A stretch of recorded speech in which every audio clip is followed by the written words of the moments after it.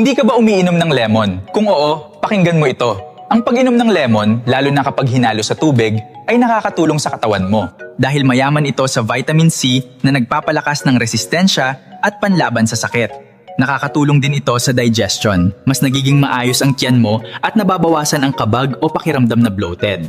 Nakakapresko rin ito at nakakatulong sa hydration. Kaya magandang inumin lalo na sa umaga o kapag pagod ka. Magandang inumin sa umaga ang tubig na may lemon para ma-cleanse ang pakiramdam ng tiyan mo. At ma-start ang araw mo o kahit pagkatapos kumain para makatulong sa digestion. Pero tandaan mo, dahil acidic ang lemon, kapag nasobrahan ng pag-inom, pwedeng magdulot ito ng hapdi sa tiyan, lalo na kung acidic ka, at pwede ring makasirang enamel ng ngipin kapag madalas. At diretso mong iniinom ng hindi hinahaluan ng tubig. Sa madaling salita, ang lemon ay nakakatulong sa resistensya, tiyan, at hydration. Basta inumin mo lang sa tamang dami at mas okay kung diluted sa tubig para iwas sa masamang epekto. Ako nga pala si Sir Kebs. I-follow mo ko at i-share mo ito kung gusto mo ng ganitong mga content.